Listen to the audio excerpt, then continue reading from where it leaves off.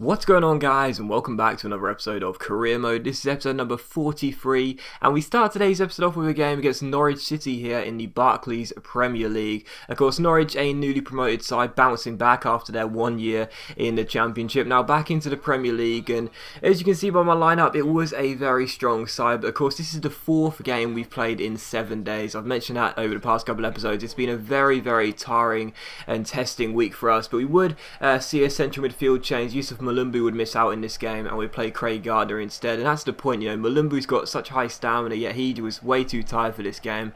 And it's so frustrating, you know, playing so many games in quick succession means that you are going to have to make big changes to your side eventually. And I'm pleased with how well we played this so far. Of course, we haven't done too badly at all in this this very tense and testing week. But even so, it's frustrating to know we have to drop some players due to tiredness. But there's nothing we can do about that. But we do take on Norwich City regardless. Again, a newly promoted side, currently sitting in a relegation zone right now, and the first chance this game would fall in just the second minute. Turner is guilty of being sloppy on the ball, and as Niang intercepts him, he goes through one-on-one, step overs around Basong, heel flicks around John Ruddy, and the English goalkeeper John Ruddy, as he comes face to face with Niang, also comes face to face with a referee who gives him a straight red card. And 2 minutes in, Norwich City are down to 10 men, and it's a straight red card for the goalkeeper John Ruddy, and it's the first time in a very long time I've seen a goalkeeper get sent off. And I really don't think Norwich can have too many complaints because, you know, he'll argue that, you know, the contact wasn't too much. There was obviously contact, that's why the penalty was given. He'd argue that a booking would have been more fair, but, you know, I guess, you know, some referees give a booking for that, some referees give a red card. The most important thing was he had a penalty, though, and a great chance to score it. And as Van Volswinkel got subbed off for Norwich, it was Declan Rudd who came off the bench, and his first job was going to be to try and stop a penalty from 12 yards out from the man in form, the current league leader in terms of goals scored, Brown Ade. Good luck, Declan Rudd. Ade steps up, and of course he scores. He sends the goalkeeper the wrong way, and it's West Bromwich Albion 1, Norwich 0. So 1-0 up just 5 minutes in, and Norwich down to 10 men, and their goalkeeper sent off as well. So it's the perfect start here at the Hawthorns, and if it wasn't going to be a difficult enough afternoon for Norwich, now they've got themselves down to 10 men, and we're already 1-0 up. It's going to be even more difficult. And just a few minutes later, Patrick Roberts gets on the ball, crosses it in, and Mumbai Niang makes it West Brom 2, Norwich 0. So 9 minutes in, and Norwich are already a man down and also 2 goals down as well. And they knew this was going to be a difficult game, of course, coming to a side who are currently really well and they're doing really well and in form right now. And, you know, to be down to 10 men already, it was going to be a long afternoon, and we were just on fire. You know, we really were. Like, right from the beginning, there was no sort of slow start. Sometimes when I begin a game, it takes me a while to get going, but no, we went all guns blazing. We wanted to punish Norwich, and so far we were doing that. West Brom 2, Norwich 0. Niang gets his 5th goal since arriving in the summer, and it's now 2-0. And in the 28th minute, Niang's through again here, takes on Sebastian Basong, beats him with a Berber spin and shoots. And, well, Declan Rudd came off the bench. Nothing he could have done about, you know, the first goal. The second goal, I thought he could have got a hand on it.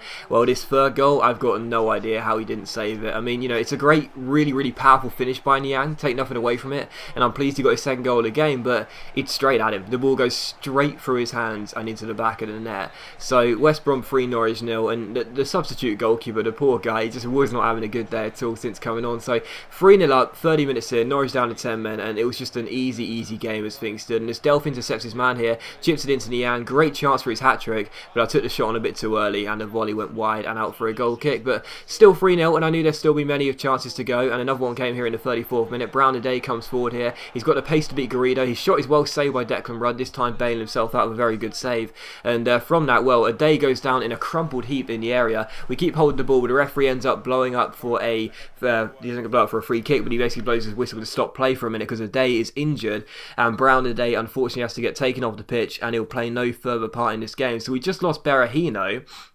I think that was in the last episode or possibly the episode before that, and now we've lost Brown Ade as well. So Berahino's out for 2 months, and all I can hope that Ade isn't out for too much longer. So West Brom 3, Norwich 0, and don't get me wrong, we were having a great day, everything was going really well for us, but after Brown Ade's injury, you know, he's the man in form, the best player of the season for us so far by far. It's a real shame, and that was going to be in the back of our minds for the rest of the game. Foster made a good save there, and 5 minutes later Nastasic finds Patrick Roberts, and his half volley hits the post, and it goes out for a throw in. So still West Bromwich Albion 3, Norwich 0 as things stood. And in the second half, well, I didn't really want to, ease off the pressure. I wanted to keep on going. Sometimes I'll just leave it as it is and, take what I've got so far if we're winning the first half comfortably. But in the second half, I thought, nope, screw that. I want to get myself more goals. And I got it pretty much straight from kickoff. Norwich give the ball away. We go on the break. Victor Anichebe came on for the injured Brown today. Finesses the ball into the bottom corner with his left foot and finds the back of the net. So West Brom 4, Norwich 0. And, Norwich must have been sitting there thinking the first half was so disastrous for us. Now Brown today's off injured. Hopefully the second half we can sort of stop the rot. Clearly not. It's 4-0 and things are going fantastically well. Niang almost got his first hat-trick in a West Bromwich Albion shirt in the 55th minute. His free kick went just over the bar. And in the 62nd minute, Norwich came through with Nathan Redmond here. Redmond found Bradley Johnson, but Foster made the save. And we managed to get the ball away here with Craig Gardner. So still West Brom 4, Norwich 0. And one of the last chances would fall here in the 80th minute as Jordan Nabita takes on Nathan Redmond in a foot race and he beats him. Real show of pace from our left back there. He crosses the ball in and Niang gets the header. Chance for the hat-trick. Unfortunately, he puts it over and out for a goal kick. And the game did finish there. So West Bromwich Albion 4, Norwich 0. A very, very good victory. What a fantastic victory, really. I mean, I know we were favourites to win the game. We should have won it comfortably and we did. But even so, the performance was great. We didn't let off. We kept the pressure on and a very, very good 4-0 victory. And a clean sheet as well. Nice to see. And I'm pleased with that. But the bad news was obviously we knew that Brown today was going to be injured and we'd have to wait to see how long he's injured for. He's out for 7 months. He's done his anterior cruciate ligament and he's going to be out for 7 months. Brown today is out for the rest of the season. And I genuinely, when I saw that email, I just dropped my controller and I thought, No. That's not fair. You're not allowed to do that to me. Brown today is the reason we've been in such good form this year. Yes, the whole team's played really well, but Brown today is the main man. He's been the cherry on the icing on the cake. And we have, been relying on today so many games and on so many occasions. He's been the man who's banged in goals. He's scored 13 goals already this season. We're not even halfway through the season. He's on course to have 25 plus goals in the Premier League. And now he's out for the rest of the season. And I just didn't know what to say. I didn't know what to do. I literally just thought that's the worst possible news that could have happened. Seriously, it's not a 2-month injury like he had last year. It's not a couple of weeks. It's not even like a 3 or 4 month injury, which is disastrous on its own. It's a 7-month injury. I think that's the longest you can get in FIFA, and he's going to be out for the rest of the season. And it's just absolutely gutting. It's truly as frustrating as anything because we got Berahino out injured now as well, so it means our strike partnership is going to be even more makeshift with Anichebe coming in, so it'll be Anichebe and Niang together.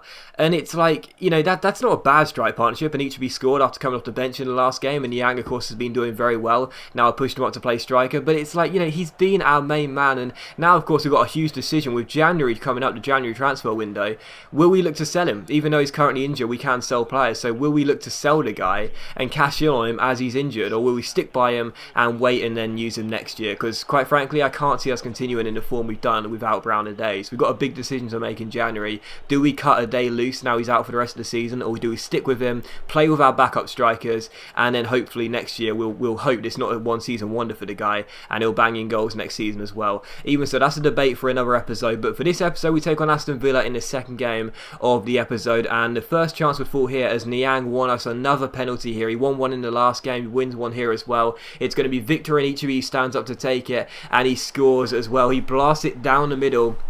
And it's Villa 0, West Bromwich Albion 1 here at Villa Park in the West Midlands derby. Anichebe blasting in the penalty, and that's the point. With a day out for the rest of the season, with Berahino still out until most likely late January, early February, Victor Anichebe is going to come in, and I don't want to change formation, so we need the big Nigerian to perform. So good to see him get the goal, and he makes it Aston Villa 0, West Bromwich Albion 1 as he gets his second in 2 games. And in the 17th minute, we're through again. Some lovely passing releases. Kevin Savanier, our scout future star, who strikes it with his left foot, but it's a good save by the goalkeeper, and the follow-up header goes straight into his gloves, and it is still 1-0. And then, as you'll see here from the kick out from the goalkeeper, it goes towards Weimann, who collects the ball. He flicks it on towards Gabi Agbonlahor, the man with all the pace in the world. He keeps hold of it and finds Brian Ruiz, the former Fulham man, plays a good ball inside towards Weimann, the Austrian, then back to the Costa Rican Brian Ruiz, inside to Weimann. Weimann collects it, plays a great 1-2 with Gabi Agbonlahor, and unfortunately for us, Weimann does indeed equalise for Aston Villa here at Villa Park. And I have to say as well, Foster, I love the guy as a goalkeeper. He's my captain. That's never going to change. But really, I'm surprised he didn't save that one. The shot was taken. It wasn't too ferocious. A little bit of power, but not too much. It was at his near post. Really, a goalkeeper of Foster's class and form and experience, he should not be getting beaten there so softly. But even so, it's Villa 1, West Bromwich Albion 1 as Weimar gets his 5th goal in the Barclays Premier League. And in the 45th minute, well, we've already got Brown a day injured for the rest of the season now. We've got Berahino out for, at least another 6 or 5 weeks. And now we've got Yusuf Mulumbu injured as well, because Mulumbu goes up for this header, he lands awkwardly, and again, we have another injury. And I was just sitting there thinking, this is just ridiculous. This is so unfair. But thankfully, as you guys will see at the end of the episode, right at the end of this episode, Mulumbu's going to be out for 8 days with a bruised elbow, and that's that. So relief, seriously relief. Finally, we get a player injured that's not going to be out for the rest of the season, or at least a couple of months. So Mulumbu will be okay. He'll miss a game or two, but he'll be okay after that, and that's not a serious injury. But in the 49th minute, we got ourselves back in front in this game, and it came through and by Niang. He heads the ball past the goalkeeper after a Fabian Delph corner, obviously playing against his former club here at his former ground. It was a great delivery by Fabian Delph. I've talked about this guy before. His range of passing, his accuracy is fantastic. What a corner that is. I know corners are a lot harder to score from this year. Picks out Niang, and what a bullet header by Niang as well. I didn't think he'd be known for scoring headers, but if he can head the ball like that on a regular basis, I'm going to make sure he's in the box for free kicks and corners all the time. What a fantastic header. It was so powerful. The goalkeeper couldn't keep it out, and Niang scores again, and the guy is in such a good run of goal scoring form right now. It's great to see, considering the fact we've got both our strikers injured, so great to see that. And it's 2-1. But in the 65th minute, Aston Villa would equalise for the second time in the game. Drennan, who just came off the bench for Gabby Bonglahor, smashes the ball past Ben Foster, and Foster was probably at fault for the first goal, let's be honest. Well, there's nothing I can blame him for that. What a strike by Drennan.